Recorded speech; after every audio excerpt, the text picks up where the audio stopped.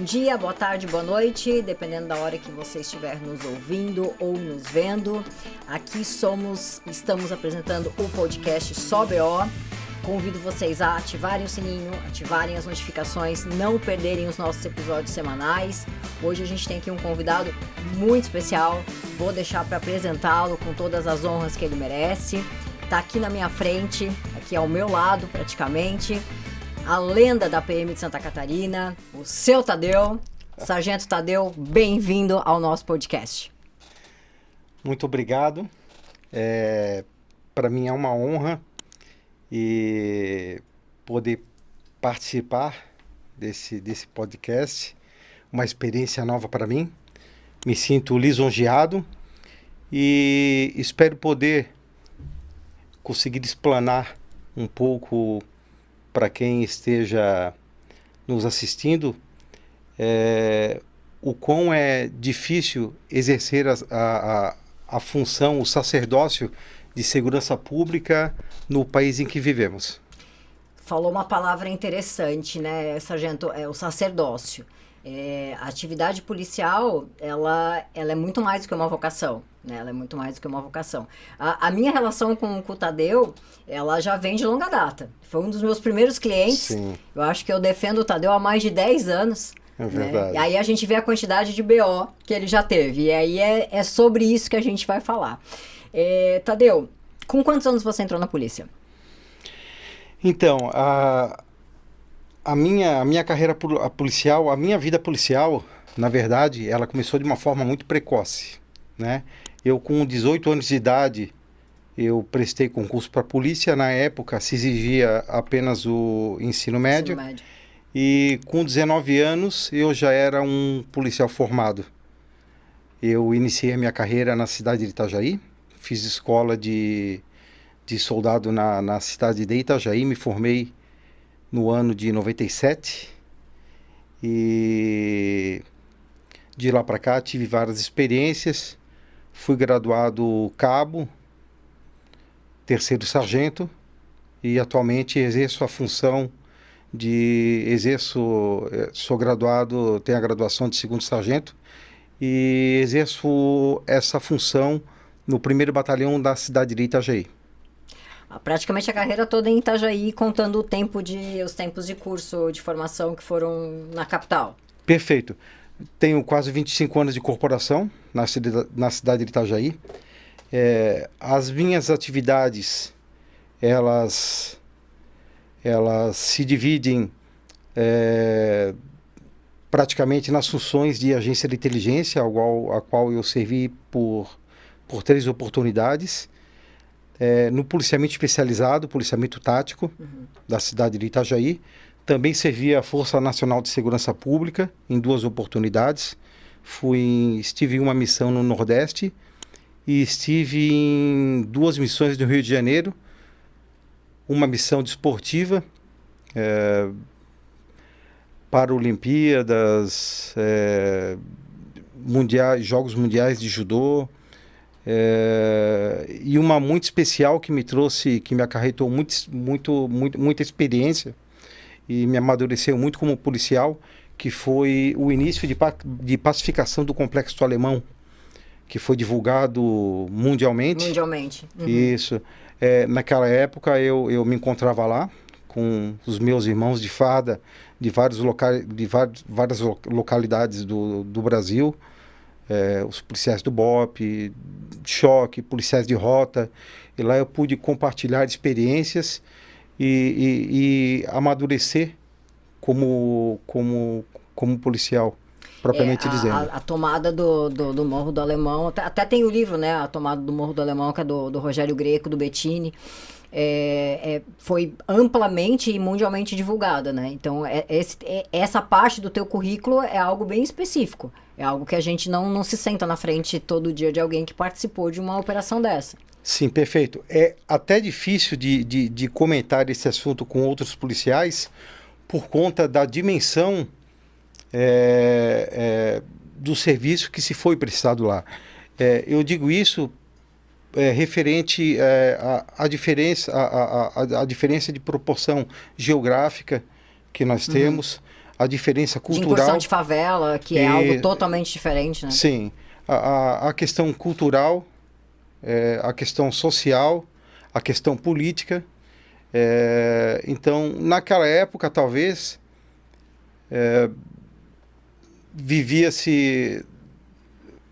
nós vivíamos, muitas pessoas viviam um clichê, falavam que saíam de casa e não sabiam se voltariam com policial. Lá, realmente, eu entendi esse sinônimo, esse sentido. Lá eu sabia que eu sairia do quartel e não saberia se eu retornaria. Hoje em dia, infelizmente, esse dito popular, ele tornou-se realidade em, creio que em quase todos os estados da nossa unidade federativa. Aqui em Santa Catarina. Em Itajaí, sim. Hoje em dia não é mais clichê. Hoje em dia a gente sai de casa, realmente, e não sabe se vai voltar por lá para os seus entes queridos. Sargento, lembras qual foi o teu primeiro BO na tua carreira? Aquele primeiro que, assim, esse aqui foi um BO. Esse aqui foi o teu primeiro. Eu lembro. Vou abrir o coração, então. Abre teu coração. Como eu contei inicialmente, as coisas ocorreram muito precoces na minha vida. Eu sou de família protestante e vou fazer 44 anos de idade e vou completar 25 anos de carreira.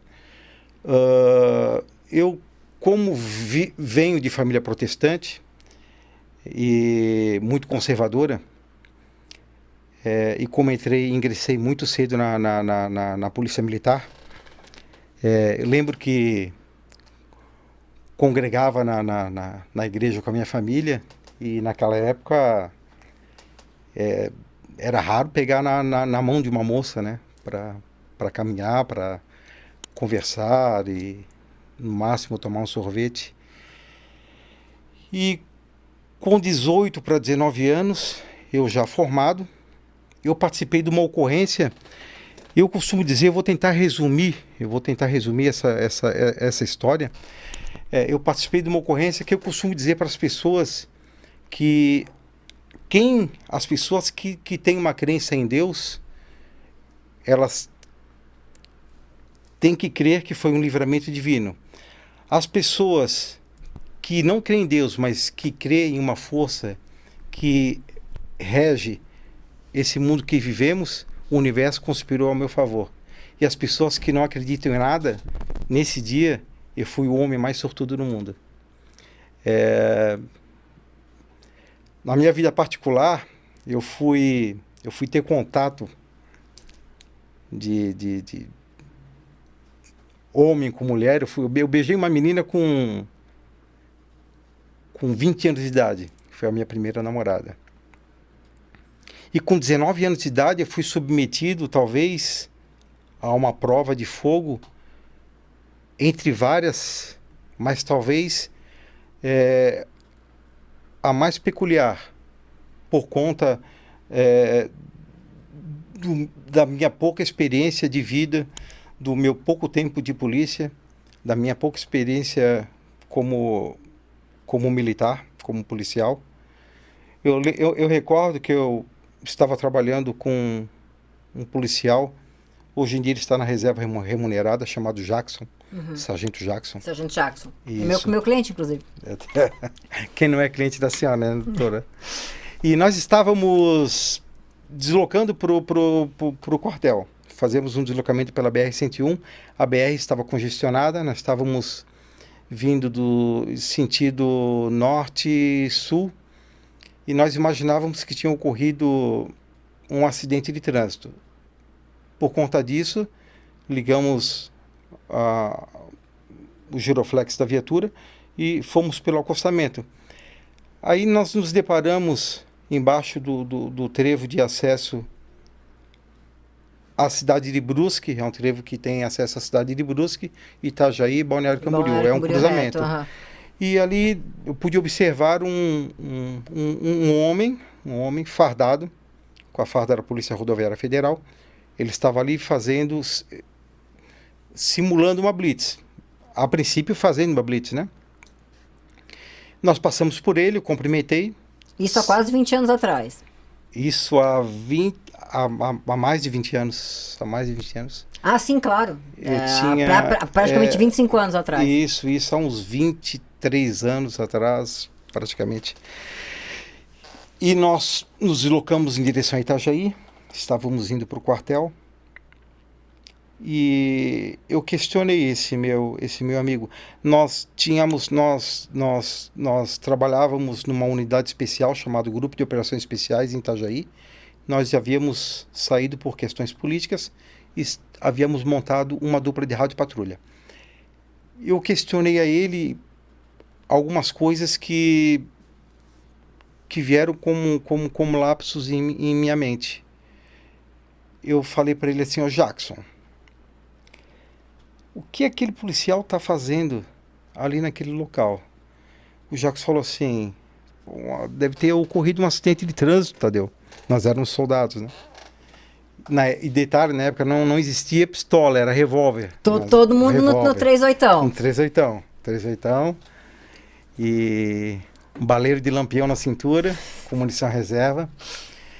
E o Jackson falou assim: deve ter ocorrido um acidente de trânsito. Eu falei para ele que não, porque não havia vestígios de acidente no chão. Ele falou, e também não tinha carros ali colididos nas proximidades.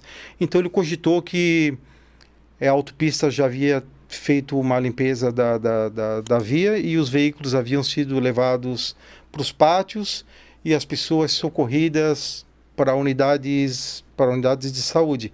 Aí eu falei assim: Jackson, eu não notei nenhuma viatura. Ele tá sozinho, ele tá a pé sozinho. Aí o Jackson falou o seguinte: ele deve estar pedindo uma carona. E nós estávamos cansados, nós tínhamos assumido o serviço 6 horas da manhã. Já eram quase 7 horas da noite. E o soldado Jackson, na época, falou: ele deve estar pedindo uma carona, Tadeu. Muitos policiais pedem carona no trecho. E eu comentei com ele assim: Jackson, isso eu com 19 anos de idade. Eu comentei: Jackson, eu nunca vi um policial pedir carona sem uma mochila, sem uma bolsa, sem carregar uma roupa. Esse tirocínio com 1 ano de polícia. Com um ano e alguns meses de polícia. E o Jackson, ele olhou fixamente nos meus olhos e falou assim: você quer voltar? Aí eu falei assim: eu quero. Nós retornamos e eu falei para ele assim: Jackson, fica esperto que no outro lado da via eu vi 3 carros. Um Gol branco, um Golf branco, mais portas de prata e mais ou menos 10 pessoas. O Jackson: perfeito. Nós retornamos. E esse suposto policial que estava fardado, ele veio na nossa direção, embaixo do viaduto, e posicionou-se ao meu lado. Eu era o carona da viatura, eu era o patrulheiro, o Jackson era o motorista. Habitualmente eu já estava com a minha arma em mãos. A gente não costuma andar com a arma no coldre, né? A gente anda sempre com a arma pronto emprego, com a arma em mãos, pronto para uma abordagem ou para uma rápida resposta. E como ele estava fardado, eu deixei essa arma o mais próximo da porta para que ele não visse e para que não constrangesse. Eu percebi que ele era um senhor de aproximadamente 50 anos de idade. Aí eu lembro que eu perguntei para ele o que ele estava fazendo ali e se ele estava precisando de alguma coisa. Ele disse que não, que estava tudo bem, que não estava precisando de nada. O Jacques perguntou se ele era policial, de onde ele era. E eu lembro que ele falou o seguinte: sou policial sim, só um minuto. E ele fez a famosa posição napoleônica. Ele colocou a mão no abdômen, desabotoou um botão da gandola. E nesse momento eu pedi que ele tirasse a mão da cintura. Como sou policial da velha guarda, até tive o prazer de reencontrar o Sargento Vargas, que me ensinou muito. Ele sempre falava: Tadeu, olho de gato na mão do abordado. O que vai te matar e que vai te machucar é a mão do abordado. Não é a cabeça dele, não são os pés, é a mão do abordado. Eu pedi que ele tirasse a mão da cintura, ele me pediu calma. Nesse instante, ele sacou um revólver da cintura, um 38, eu já estava com a minha arma em mãos.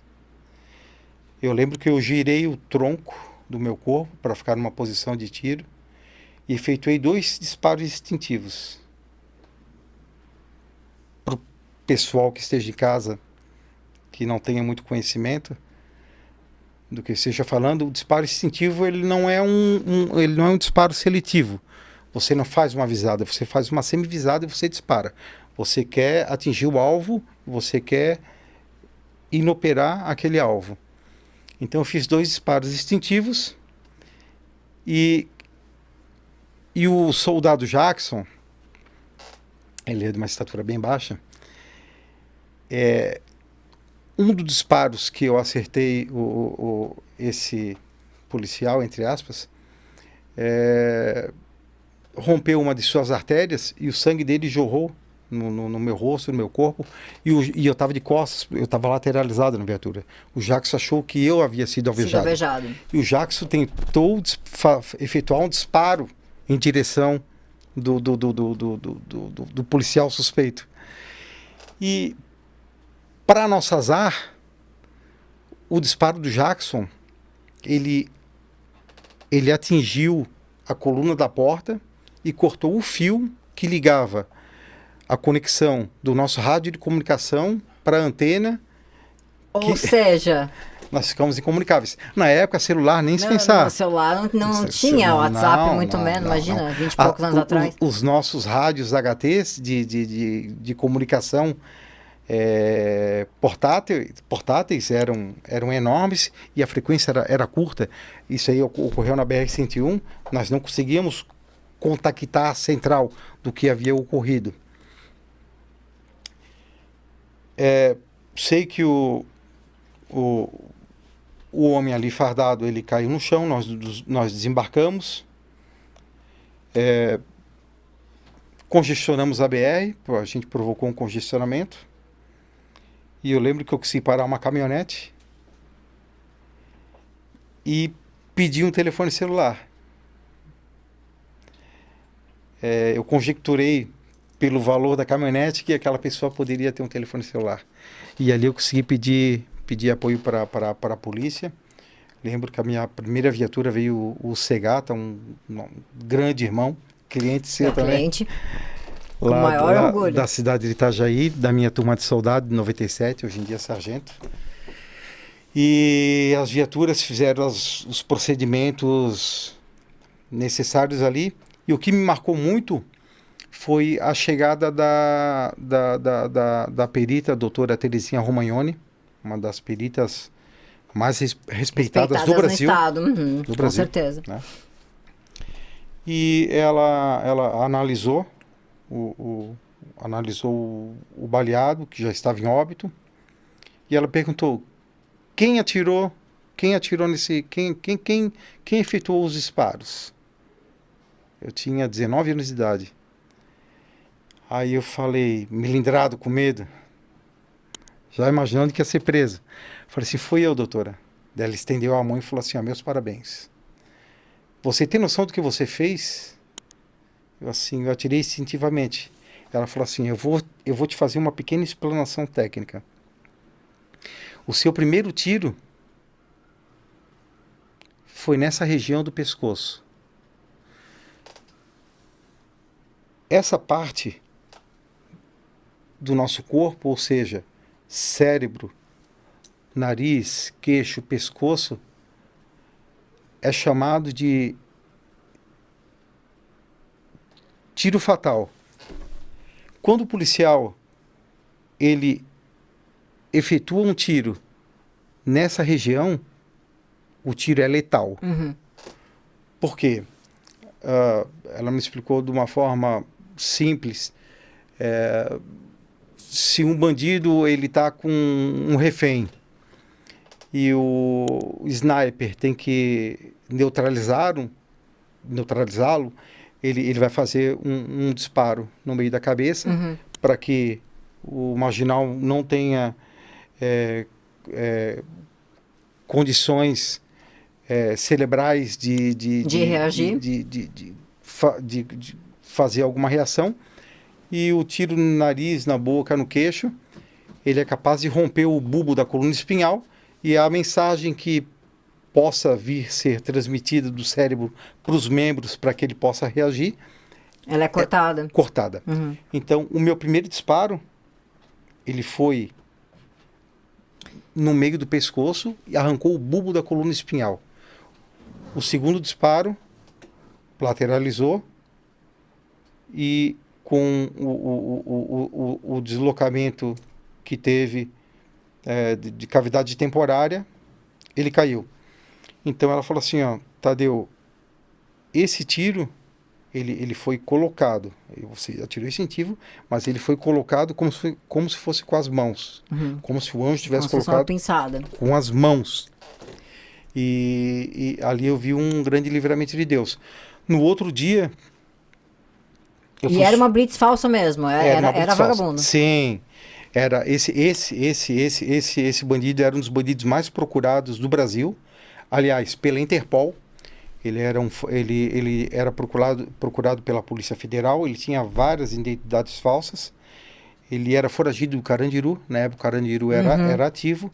Ele era foragido da penitenciária de Piraquara, ele tinha mandado de prisão pela Polícia Federal por tráfico internacional de drogas. E o que mais me chocou até hoje, e toda vez que eu conto isso para alguém me causa arrepios, foi que no dia subsequente, o delegado, Dr. Rui, delegado de polícia, atual já secretário apresentado, de segurança de Itajaí. Perfeito. Ele me ligou e perguntou se eu poderia me deslocar até a delegacia, que tinha uma pessoa que queria conversar comigo. Eu prontamente fui, era umas 9 horas da manhã. Cheguei na delegacia,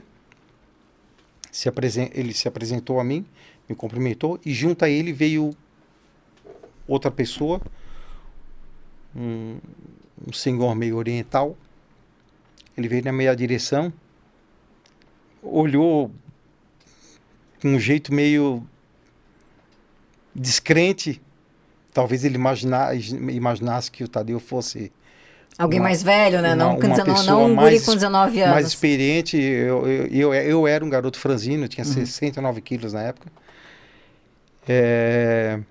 Não tinha tantos cabelos brancos como eu tenho agora. Como tem agora. E ele veio na minha direção, ele não falou nada. Ele apertou a minha mão, ele me abraçou, ele me perguntou se eu sabia o que era aquilo. Eu olhei para ele e falei assim, um abraço. Ele assim, não. Tadeu, isso aqui é o agradecimento de uma corporação enlutada e de uma família que ficou órfã. Esse marginal que você confrontou e ceifou a vida dele na data de ontem foi responsável pela morte de 2 policiais civis em um assalto a banco esse ano na cidade de Curitiba. Ali eu me emocionei muito, eu não sabia se eu chorava, se eu ria, se eu agradecia. E essa foi a minha primeira experiência. A minha primeira experiência já com 19 para 20 anos de idade, antes de beijar na boca. Antes de beijar na boca. E depois disso, olha, eu acho que eu participei de mais experiências. Confrontou mais do que beijou na boca. Confrontei mais do que beijei na boca. Tadeu, isso eu já me lembro já da época que eu já advogava para vocês ali antes do GRT e depois do PPT, depois da agência de inteligência do 1º Batalhão. Eu me lembro de uma época em que chegasse a morar no quartel. Morei no quartel. Me conta essa história. Ou conta para quem não sabe ou quem não lembra dessa história, né? Certo. Foi o seguinte... Por que fosse morar no quartel? Essa época, eu integrava, na época era Grupo de Resposta Tática, hoje em dia é o PPT. Sim, era o GRT. Né? É uma célula do BOP. Né? Ela tem a mesma doutrina e filosofia do BOP, só que atua nos interiores, né? E foi em meados de 2010, o crime organizado, ele estava se instalando no Estado, principalmente o A facção mesmo, PGC, né? isso, PGC, o primeiro grupo catarinense, e estavam querendo tomar espaço em várias cidades de Itajaí. E Itajaí nunca foi um batalhão, apesar de ter um PIB muito elevado, acho que nós somos o segundo maior PIB do estado hoje em dia, e na época já tinha um PIB muito grande, né? Um município que tem uma renda per capita alta, mas nós nunca fomos um batalhão muito estruturado belicamente, mas nós sempre tivemos policiais muito aguerridos. Sim. Né? A dificuldade faz com que o ser humano... A forja acaba sendo diferente, né? Com que o ser humano, principalmente nós, né, guerreiros, se unamos cada vez mais. Então, o que aconteceu? Essa facção começou a medir força na cidade de Itajaí. E vários policiais sofreram atentado na época, né? Isso. Vários policiais sofreram atentados, famílias de policiais. Sim. E nós decidimos partir para a guerra. E eu fui um dos policiais, apesar da pouca idade e de pouco tempo de caserna. Isso foi em 2010, salvo engano. 2010, sim. Isso. Me lembro que foi bem a época que eu comecei a advogar lá. Perfeito. Nós estávamos passando por uma renovação de policiais estavam indo para a reserva e nós estávamos assumindo a liderança dos policiais ali na cidade. E nós resolvemos partir para a guerra. E houve vários confrontos. Eu acho que a minha guarnição, num período de 6 meses, nós confrontamos com marginais. Em confronto, acho que nós ceifamos a vida de 8 marginais em 6 meses. E um desses marginais, que foi o que causou esse transtorno, ele era responsável pela facção por fazer as execuções, né? Propriamente dita, determinadas pela facção. Sim. Então... E tinha policiais nessa lista, que eu me lembro. E eu era um deles. Sim, né? teu nome estava lá. Eu lembro que Segata... Arizoel. Eu namorava na época uma que teve que ir embora do país por alguns dias, foi embora de Itajaí, nunca mais voltou. Perdesse a namorada, então? Perdi a namorada na época. Na verdade, acho que eu perdi todas as namoradas e acabei me casando com a Polícia Militar. Então, para resumir essa história, com fontes privilegiadas, eu descobri que ele havia fugido de Florianópolis, esse rapaz, e estava na cidade de Itajaí. Em uma operação com a minha guarnição, a qual eu liderava, que eu lembro que estava o Sargento Passos e o Cabo Melo, nós entramos em confronto com ele. Ele estava, inclusive, utilizando uma pistola que havia sido roubado do DEAP, aqui da capital, de Florianópolis. Me lembro. E nesse confronto ele veio a óbito. Aí, a partir dessa data, as ameaças, elas triplicaram, né? E eu era solteiro, como continuo até hoje, e morava com a minha mãe. Em 24 horas, a minha casa foi monitorada por mais de 10 policiais da agência de inteligência. Sim. Por conta das ameaças de que iriam vingar a morte Sim. desse rapaz. E meu irmão morava a 900 quilômetros aqui da cidade, lá da cidade de Itajaí. Até que meu irmão viesse buscá-la. Buscar tua mãe. Buscar minha mãe. os policiais, como uma grande família, né, ficaram cuidando da minha matriarca. Nesse mesmo dia, eu tive que abandonar meu lar e fui morar no quartel. Eu morei no quartel aproximadamente 1 ano e meio. Me lembro. Eu lembro morava, bem. eu morei numa sala Anexa ao P2, né? O antigo P2. anexa ao P2. Que na época era no batalhão, né? Não era na Na especializada. verdade, era um funcionava como um arquivo Que foi desocupado para Foi virar o quarto do Tadeu. para virar o quarto do Tadeu. Eu me lembro desse dia, eu me lembro que eu tava grávida nessa época, e eu me lembro que a equipe era de, acho que é de 10 ou 12 policiais se revezando na tua escolta. E eu me Isso. lembro da tua saída de casa escoltado. Escoltado. Escoltado por policiais até o batalhão, porque era o único lugar que você podia estar seguro. Sim. E ali eu perdi a minha vida social por completa. Eu lembro que para eu fazer as minhas atividades físicas, para fazer uma corrida até o Corpo de Bombeiro e fazer uma natação, eu ia correndo, uma viatura ia ao lado me escoltando. Me lembro disso. A viatura parava no Corpo de Bombeiros, eu nadava, voltava correndo até o quartel, a viatura me escoltava. Se eu fosse ao mercado, uma viatura me escoltava, esperava no mercado. Me lembro disso. Isso foi 1 ano e meio. 1 ano e meio. Eu continuei trabalhando longe da minha família. Mas campo ganho, a gente não retroage, né? Então essa foi uma forma de nós conquistarmos o nosso respeito, a nossa dignidade como policiais e, concomitante a isso, nós demonstrarmos que Itajaí é uma cidade até hoje o qual está sob o controle da polícia. Sim. Nós sim. temos controle total da polícia.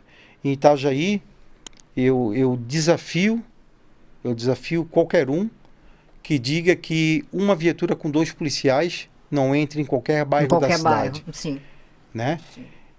Temos as nossas dificuldades, assim como todas as cidades têm, mas nós... é feita de homens diferenciados. Mas nós com força, com unidade, com estratégia, com inteligência policial, nós demonstramos que o crime organizado ele tem como ser vencido, ele tem como ser parado, e que o Estado ainda tem como ter controle sobre os municípios, sobre os moradores, sobre a população, que ainda não virou Sodoma e Gomorra. Ou seja, a tal frase que vira e mexe a gente fala. E de fato aqui é o exemplo. Somos, e quando eu digo somos é porque eu, pelo número de defesas que eu faço, pelo número de policiais que eu atendo, e a minha vida é essa, me considero, né? Sempre me considerei parte da vida de vocês, somos realmente a última barreira. Né? Itajaí é uma cidade onde o crime a violência é alta, né? Onde o crime organizado é de fato organizado e só não vence porque a polícia militar ela coloca uma barreira. Sim. Né? Recentemente, em 2018, eu participei, estava na agência de inteligência, como eu falei, a minha carreira ela se dividiu entre atividades no pelotão de patrulhamento tático, Força Nacional e inteligência policial. Em 2018, nós desmantelamos uma das maiores quadrilhas de tráfico do estado de Santa Catarina. Nós fizemos, na época, a maior apreensão de drogas do estado, da história de Santa Catarina. Nós fizemos um trabalho de inteligência de mais de um ano. Esse recorde já era de vocês em 2010, né? Já era sim, do 1º Batalhão lá em 2010. Já era.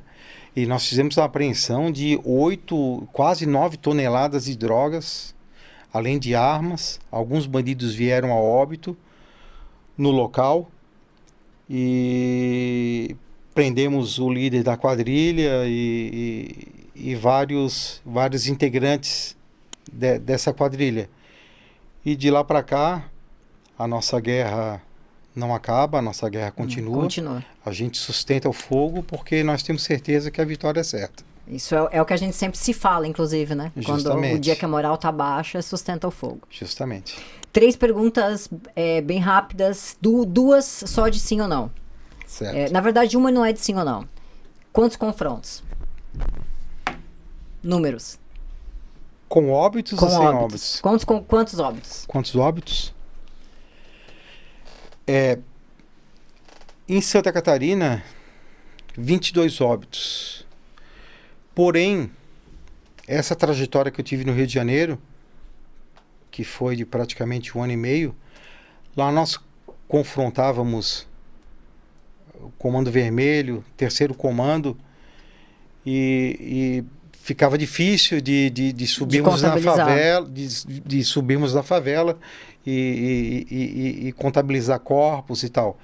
Então, registrados processos que eu respondi, fui absolvido em todos. E aí é que a gente vai entrar depois. Respondo alguns ainda. Responde alguns ainda. 22 óbitos em 24 anos e meio de carreira. Quantos arrependimentos? Essa é uma pergunta interessante. E eu gostaria de responder ela com um pouco mais de uma forma um pouco mais específica. Eu estava no curso de formação de sargentos em 2016 para 2017, e uma criança, ela foi até o comando do 1º Batalhão Itajaí, e ela com os seus pais, uma criança de 7, 8 anos, ela foi com os seus pais e pediu, ela faria aniversário e ela queria que o tema do aniversário fosse o Tadeu do Tático. O Tadeu do Tático. O Tadeu do Tático. O seu Tadeu. Aí o meu comandante na época, o Coronel Jonathan, falou assim, mas como assim o Tadeu do Tático? É porque ele sai da escola, ele fica parado na frente do quartel, a alegria dele é ver o Tadeu do Tático sair para fazer educação física, entrar de viatura, sair de viatura, coisa e tal. Então o comando teve a sensibilidade de ligar para o comandante do Cefap aqui na capital e perguntou se eu poderia participar desse aniversário. Era no sábado. Eu saí da capital, fui até Itajaí, participei do aniversário, tudo muito maravilhoso. O bolo tinha uma foto comestível com a minha viatura. Cara? Tinha, com a minha caricatura. E a família fez essa pergunta que a senhora acabou de fazer. Se eu havia me arrependido de algum desses confrontos, de algum desses óbitos. E como são pessoas civis, eu pedi para Deus me dar sabedoria para que eu desse uma resposta que não chocasse. Que não chocasse, que eles entendessem e compreendessem a minha situação.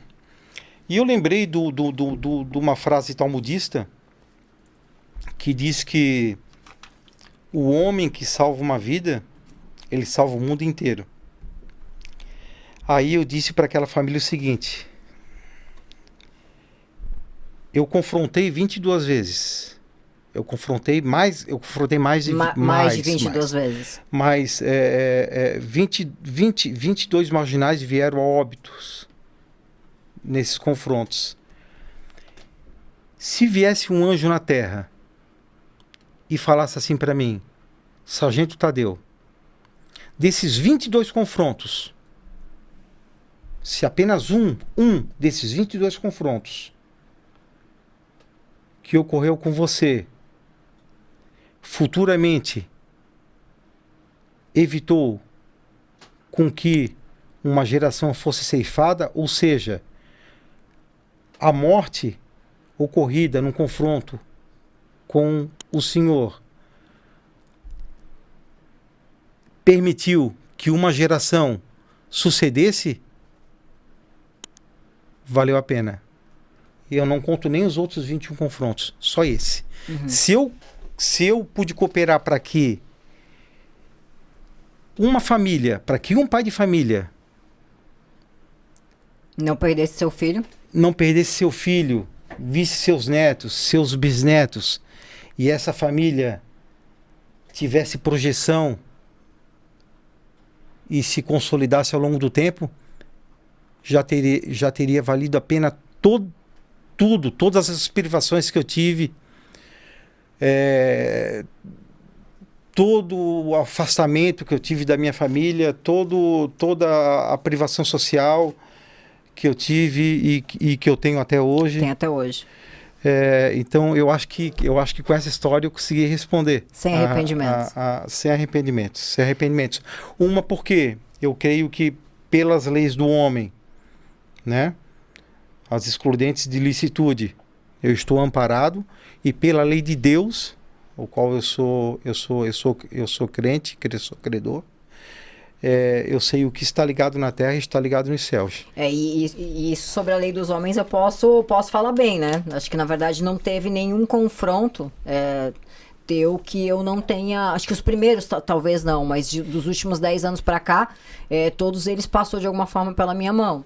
E por confronto, na verdade, nunca respondemos processos, né, Tadeu? Não. A gente respondeu e responde, né?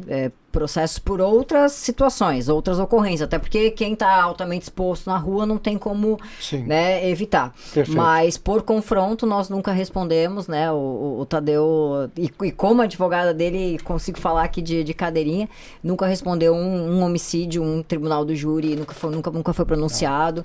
E os confrontos nunca foram sequer questionados pelo Ministério Público, né? Eu tenho até o orgulho de dizer que com quase 25 anos de carreira, eu nunca fui condenado em um processo administrativo militar. Não, nunca. E isso recentemente nós inclusive usamos, né? Sim. A gente usou esse extrato de punição disciplinar recente, com quase 25 anos, né, de profissão, uma profissão não administrativa. Eu acho que não me recordo de te ver em sessão administrativa. Não. Do tempo que eu te conheço, mas sem nenhuma punição disciplinar. Sim. Né? E isso é raro. Isso é raro. Sim. Todos os méritos que eu poderia ter conquistado na minha carreira até hoje, eu conquistei. Medalha de 10 anos sem punição, medalha de mais de 20 anos sem punição, medalha de corpo de tropa, categoria bronze e prata, que corresponde a mais de 20 anos no serviço operacional sem ter punição. Medalha de honra ao mérito, primeira categoria, que é dada pelo comandante-geral. Uhum. Condecorações de Câmara dos Vereadores dos municípios da região de Itajaí, eu participei de duas que eu me lembro, pelo menos, que eu fui assistir. Sim, e o que mais...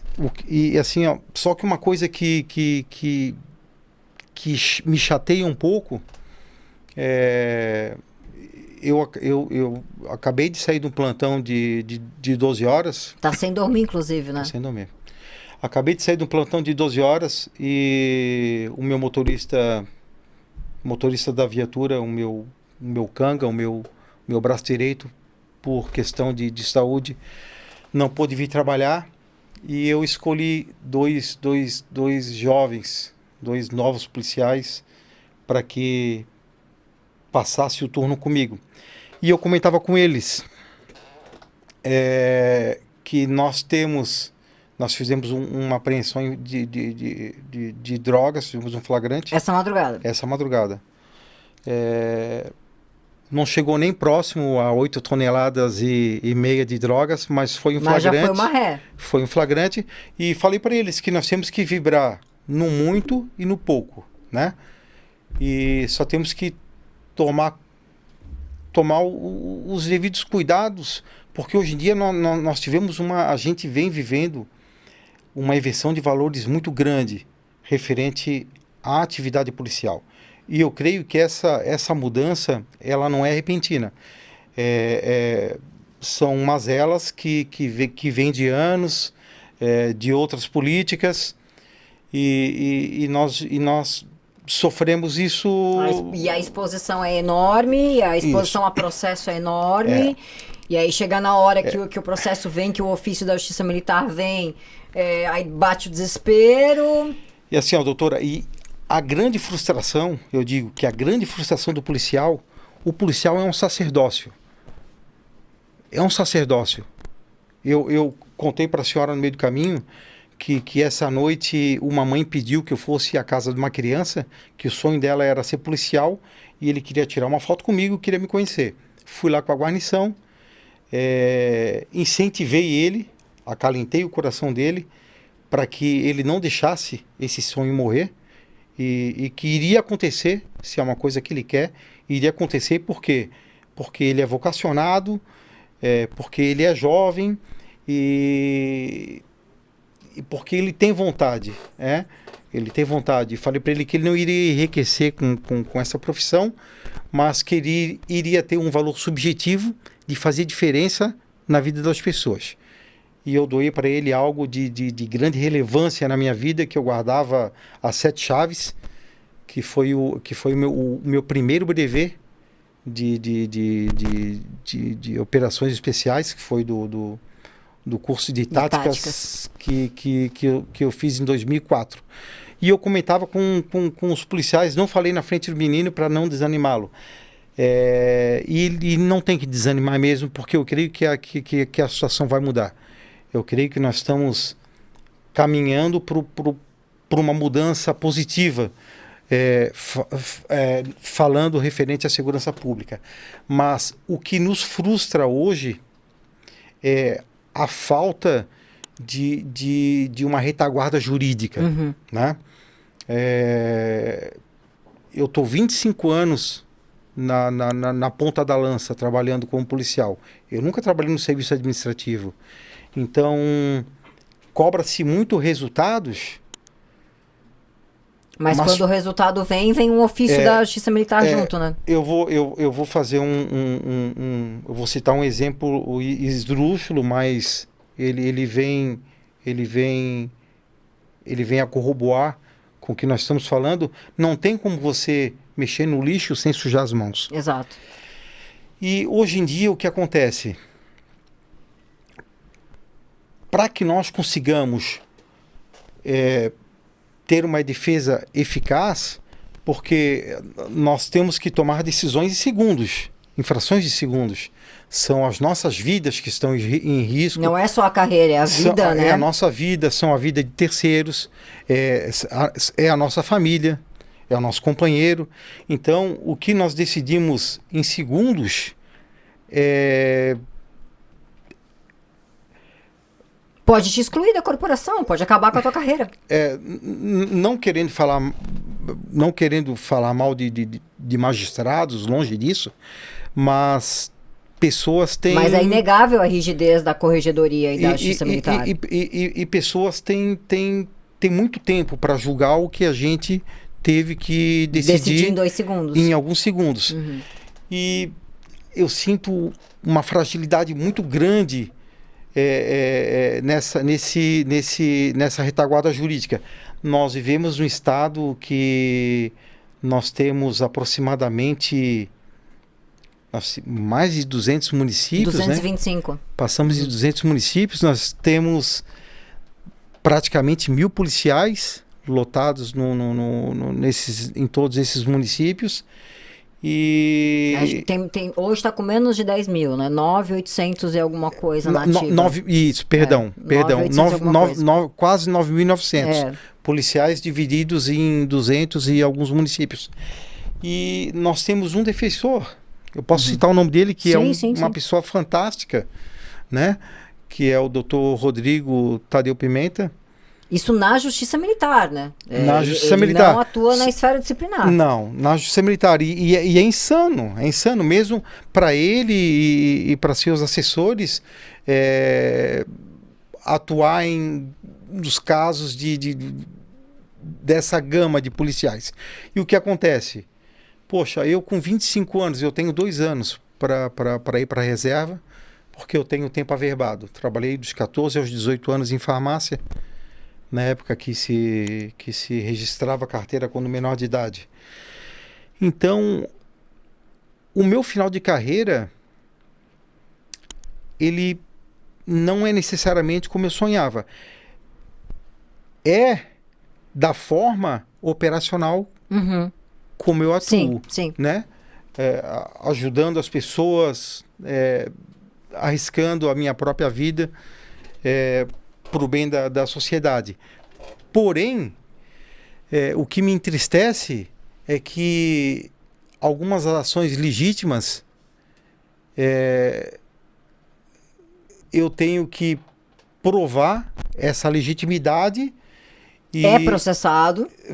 eu sou processado e eu não posso arriscar, o meu futuro, o futuro da minha família nas mãos de uma defesa frágil. Sim. Aí acaba que nós temos que fazer vaquinhas eletrônicas, rifas,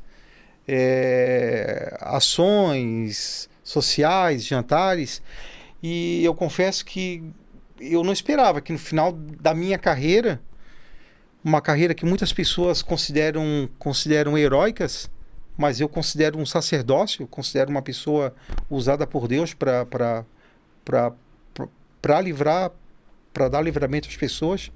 E eu não esperava passar por isso no final da minha carreira, entendeu? Eu pensava que eu teria Uma tranquilidade emocional um pouco maior, né? Um final de carreira mais tranquilo, né? Nesse sentido, né? Nessa questão jurídica. Porque na questão operacional eu pretendo o último dia, eu quero no meu último dia de carreira estar na rua com um fuzil atravessado no meu peito, combatendo o crime. E vai estar. E se tiver que morrer pelo meu próximo. E aí, fazendo um parênteses, geralmente por primeiro batalhão, quando acontece algum BO, quando acontece alguma situação, geralmente vem pra mim, né? Os próprios sargentos ligam, o acusado já liga. Por mais que às vezes falam, isso aqui dá pra gente fazer de forma pro bono, isso aqui dá pra gente fazer parcelado em tantas vezes, vocês não nos deixam. Né? Porque se sabe que a advocacia especializada militar é muito cara. Ela é uma advocacia cara. Então, quantas e quantas vaquinhas foram feitas para pagar equipe, para pagar advogado?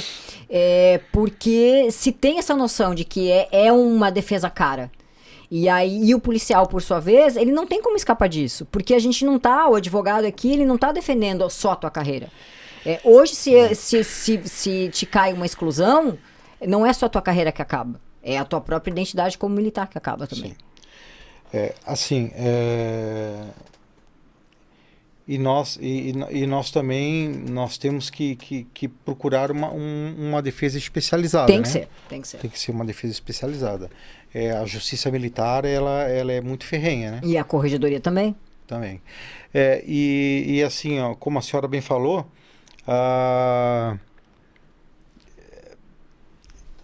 é um efeito cascata que pode ocorrer. Assim, ó, hoje em dia eu conquistei muita proximidade com crianças. Os pais... a última pergunta que eu ia te fazer. Por que o Sargento Tadeu é tão adorado pelas crianças? Pois eu não sei se deve ser pelos cabelos brancos, acho que elas pensam que eu sou o Papai Noel. Tô brincando. Eu não sei, nas minhas orações eu pedi para Deus que ele me mantivesse ativo, né? No serviço de defesa à sociedade, mas eu pedi para ele também que acalentasse um pouco o meu coração, que propusesse algo mais no meu serviço. E inesperadamente isso vem ocorrendo de uma forma corriqueira. É força de aniversário, né? São aniversários, batizados e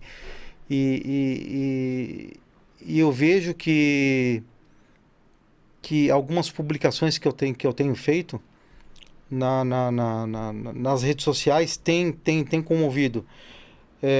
Uma gota de água para quem está no deserto é magnífico, é salutar.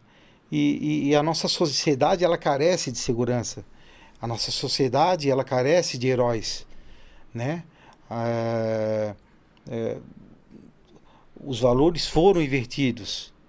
E eu creio que por isso que eu creio que está tendo uma mudança, né? A mudança começa em casa.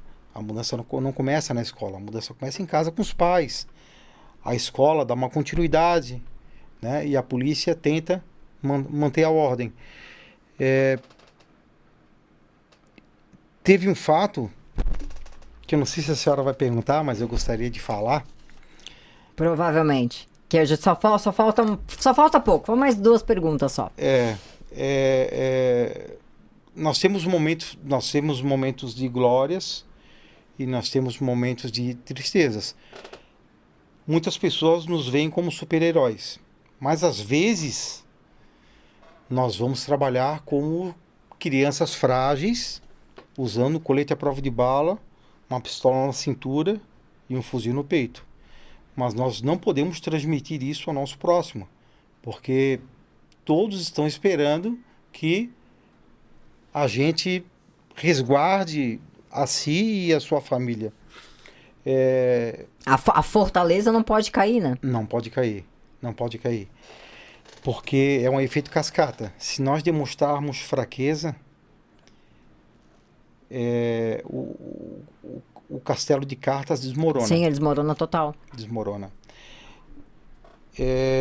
E o engraçado que apesar de todas as dificuldades que nós passamos, a carreira policial, eu digo que ela é muito especial porque ela nos propicia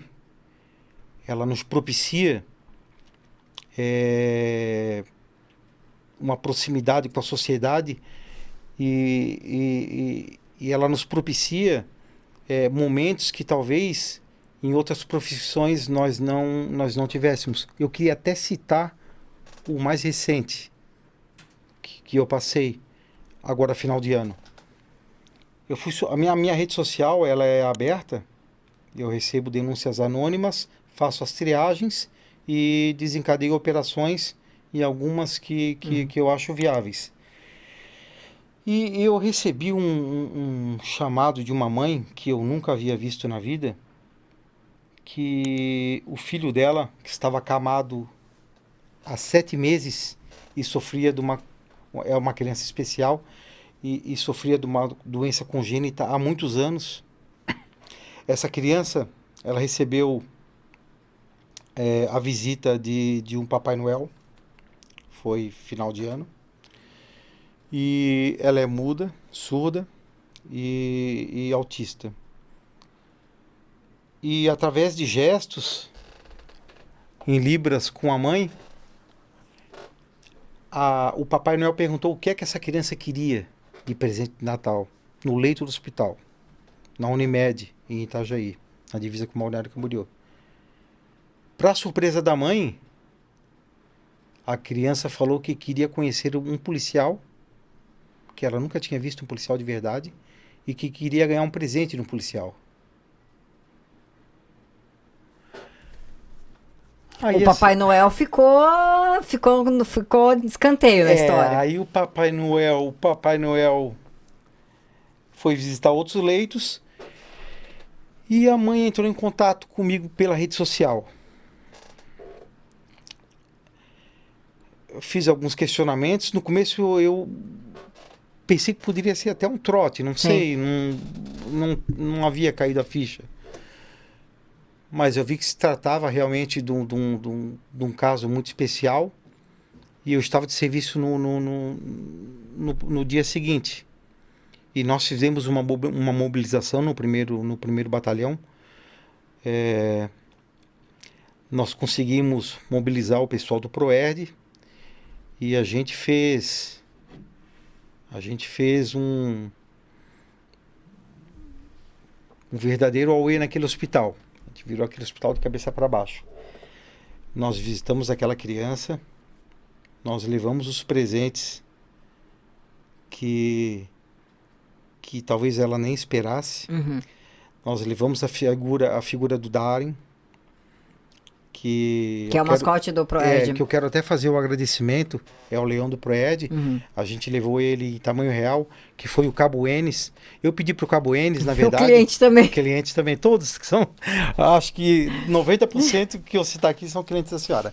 Eu pedi pro Cabo Enes, eu e o Sargento Grans, nós pedimos pro Cabo Enes assim, ô Cabo Enes, a gente precisa ir no hospital levar um Darem, um leãozinho por uma criança... E explicamos a situação para ele, e ele estava de férias, ele assim, pô, Tadeu, eu posso ir, eu quero ir, eu quero me vestir, eu quero participar dessa ação e tal.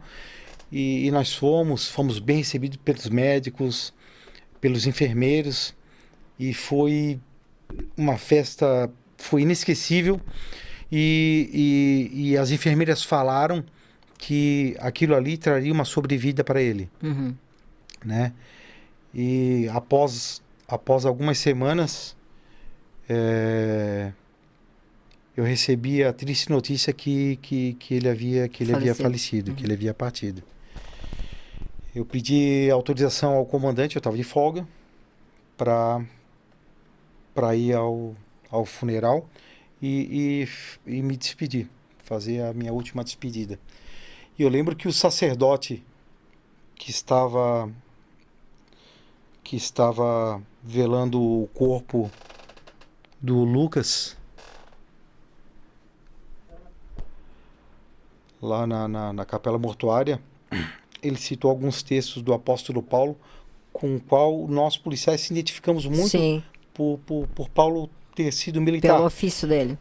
Então, quem assim, ó, não estou querendo falar religião, quem não crê, tenha como história, né? Tenha como livro da Bíblia como história. Paulo foi um soldado, escreveu algumas cartas, e eu falei para o sacerdote que... O sacerdote perguntou se alguém queria falar algo, eu esperei os pais falarem e depois eu pedi a palavra. E eu falei para o sacerdote o seguinte, falei, o senhor me fez lembrar de algo que Paulo escreveu aos Filipenses, que para ele o viver era Cristo e o morrer era lucro. E eu entendi, e eu demorei muito tempo para entender isso. Mas eu passei a perceber que o que ele queria transmitir era que o viver para ele era Cristo, porque Cristo significa bondade, caridade, né? O amor, e o morrer era lucro, porque ele voltaria para o seio de Deus, de onde ele veio. Ele voltaria para o amor. E nós somos... Às vezes nós somos muito egoístas e não aceitamos, né, as percas. E eu pedi para a família que eu gostaria de me despedir do menino Lucas da mesma forma que eu havia me despedido dele quando em vida, a última vez que eu vi ele no hospital. A família permitiu e eu prestei a minha respeitosa continência a ele. Que a continência para mim é algo muito sagrado. Sim, eu ia comentar isso agora, né? Inclusive. A continência, assim, ó, eu sempre falo para os policiais novos, quando vocês, mesmo sendo superior e hierárquico ou não, preste a continência. Só nós militares temos a prerrogativa... É o sentimento de identidade, né? Isso, a continência, ela é algo... Ela te identifica entre os teus, né? Muito respeitoso. E ali eu senti a necessidade de prestar continência para aquela criança que estava nos deixando. Porque ele nos marcou. Ele conseguiu marcar, por isso que eu digo que a polícia ela é algo fantástico, que eu com 25 anos de carreira, quase 25 anos de carreira, achei que já havia visto tudo e nada mais me chocaria, nada mais me emocionaria. Mas não. Aquilo me emocionou, ajudou a mudar minha vida.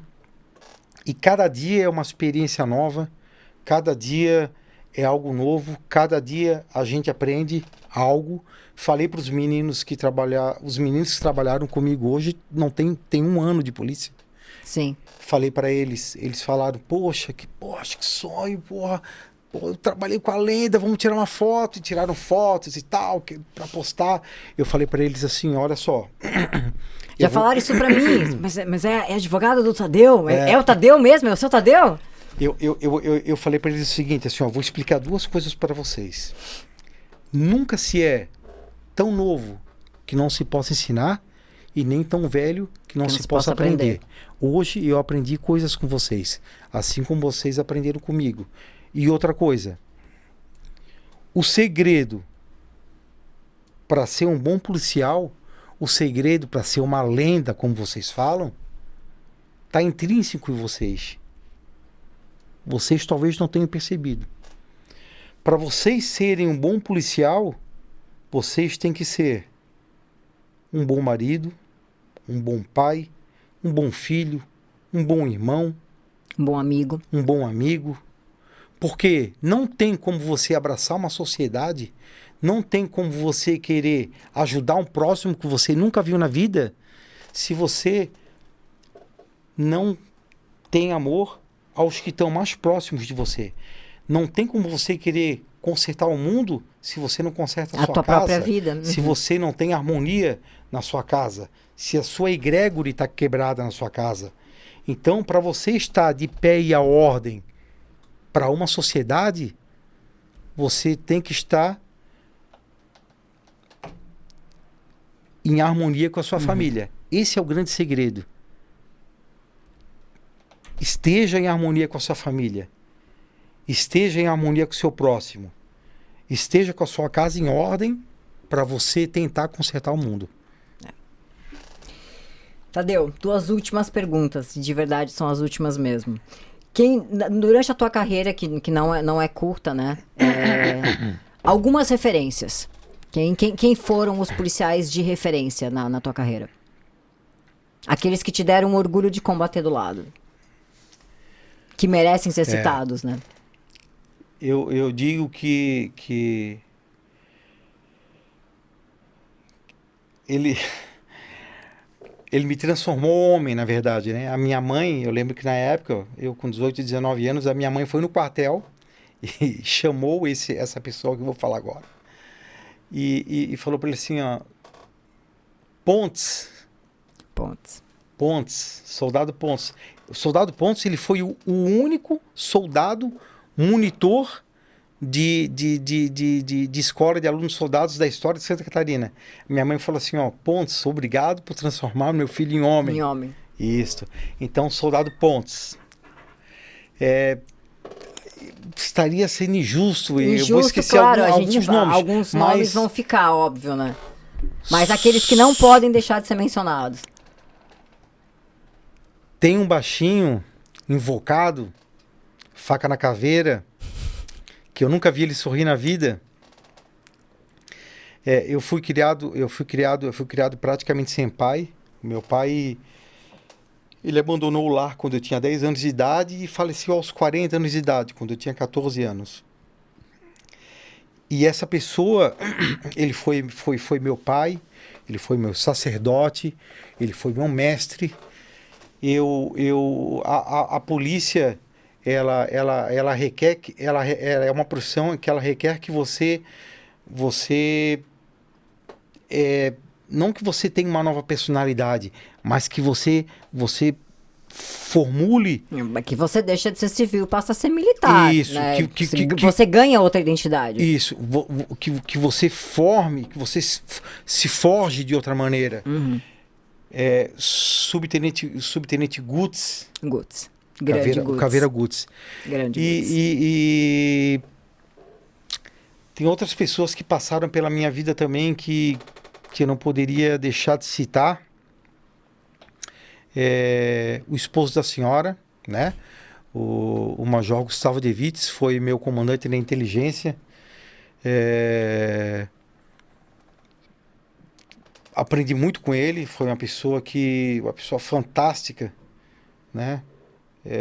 Aprendi muito sobre caráter, além de polícia, aprendi muito como gente, como ter fino trato com o semelhante.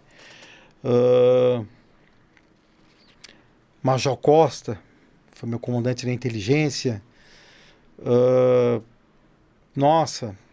Subtenente Heidmann. Outra lenda também. Outra lenda. Uma pessoa sensacional. Tem os meus cangas, que onde eu vou... Os teus cangas eu chamo de meus meninos, né? Os meus cangas. Os meus meninos. William Rosa. Meu menino também. Fantástico, hoje está no grupamento aéreo. Isso. O soldado Cauli, ótimo, que é motorista do tático. Peço perdão, são 25 anos. Nós ficaríamos no podcast 2 horas só citando o nome, né? Citando nomes. Mas foram várias pessoas que eu, olhando as atitudes dela, eu formei um mosaico e ali nasceu o Tadeu. Ali nasceu o policial Tadeu, o sargento Tadeu, que na verdade é um personagem que ele tem mais vida, ele tem mais tempo do que o Tadeu Civil. Né? O Tadeu Civil tem 18 anos de idade. Sim, o sargento Tadeu vai fazer 25 anos. Né? Então, peço perdão se eu esqueci alguns nomes. Tampinha, não podia esquecer do Tampinha. É o segundo episódio que o Tampinha é mencionado. O Tampinha, o Luiz Felipe. O Tampinha que não é Tampinha, Luiz Felipe. E tem uma pessoa que eu quero encerrar aqui, que é o atual motorista da minha viatura, e eu falo para todos, eu considero o policial mais completo do estado de Santa Catarina que eu conheço. Ele domina várias artes, ele é formado em direito, ele tem o fino trato com as pessoas, ele entende da área de inteligência operacional, é um cara fiel, é um bom motorista, tem uma percepção incrível como policial, tem um tirocínio enorme, né? Eu brinco com ele, quando ocorre algum crime, ele fala algo, eu falo assim, vou por aí. Poxa, Fuinha, eu ia falar isso daqui a 10 segundos, cara. Tu tá sempre 10 segundos na minha frente. O apelido dele é Fuinha, é o Cabo Liberato. Ele é fantástico. Meu cliente também. Falei com ele ontem, inclusive, e isso de Fuinha de chamar o nome de guerra ser um e nós os chamarmos pelo outro nome, entre nós é comum, mas ele merece com toda certeza toda a continência possível. É um policial fantástico, exemplar. E como comandante, tive vários comandantes bons, mas tem um que foi um marco divisor no município de Itajaí. Eu não poderia deixar de citar o nome dele. Ele foi o homem que criou a 2ª Companhia em Itajaí. Ele separou homens de meninos. Ele criou a companhia onde unificou o tático, a inteligência, o canil, a Rocan. Criou a companhia especializada. Que chama-se Coronel Ronaldo. Exatamente. Ele tem um lugar especial. Hoje já na reserva remunerada, na né? Reserva remunerada, mas flamejante nos nossos corações. Inclusive, num dos teus processos, quando a gente recebeu a primeira intimação, nós dois fomos procurá-lo. 9 horas da noite, nós sentamos na frente dele, sim, fomos nos aconselhar com ele. E realmente é uma pessoa... Trabalhei na época dele, tanto na região quanto no 1º Batalhão. E realmente foi um comandante, é um oficial até assim, que falta argumento, falta adjetivo para ele. Realmente ele não pode deixar de ser mencionado. Fantástico. E eu também não posso deixar de citar o Major Rodrigo, o Capitão Escarante, o Tenente Espíndola, que além de terem sido meus comandantes, são meus amigos de caserna e irmãos que a vida me deu. Tadeu, muito obrigada. Muito obrigada pela tua presença. A tua presença aqui para mim é uma honra. Para quem está nos ouvindo, para quem está nos vendo, tenho certeza que vai se identificar, já sabe quem é, dispensa apresentações, não precisa de muitas apresentações para falar sobre o Sargento Tadeu. Para mim, em especial, é o Tadeu. Para mim vai ser sempre o Tadeu. Vou estar no último serviço, com toda certeza, para te dar um abraço. Assim como estive em quase todas as tuas promoções, sim, com muito orgulho. E estive em quase todos os teus processos e também com muito orgulho. Até agora tá aqui na PM, né? Nunca foi preso. Então é com muito orgulho que eu, mais do que tua advogada, sou tua amiga, sou tua parceira e te tenho aqui comigo. Próxima da minha família, né? Muito próxima.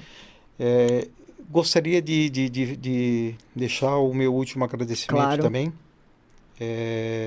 Fiquei muito feliz. No começo fiquei ansioso pelo convite, né? É a primeira vez que eu participo de um programa como esse e quero agradecer a todos os presentes, os nossos técnicos e sem eles nada disso acontece, não, né? Sem equipe de produção nada disso acontece. Todos os que nos assessoraram. E eu queria deixar a minha frase de guerra para todos aqueles que acreditam que dias melhores virão, para todos aqueles que têm o sonho de fazer a diferença, porque a diferença ela tem que começar por nós. A gente não pode esperar pelo próximo, a diferença começa por nós. Então eu deixo a minha frase de efeito que vai me seguir por toda a vida. Ela me acompanha desde o início da minha carreira e ela irá perseverar. Sustentamos o fogo, pois a vitória é certa. Exatamente. Muito obrigada, Tadeu. Obrigado. Terminando mais um episódio do podcast Só BO. Na próxima semana a gente tem mais um convidado, que durante os próximos dias a gente vai acabar revelando quem é. Nos mande as perguntas, as dúvidas, as sugestões, críticas, perguntas, em especial aos nossos próximos convidados, que serão divulgados. Ativa as notificações, ativa os sininhos, não deixem de nos seguir, não deixem de seguir os nossos convidados de hoje também, não deixem de me seguir, não deixem de seguir o Sargento Tadeu. As nossas redes sociais são abertas, está sempre cheio de novidades. E fala muito e mostra muito do que a gente falou aqui agora.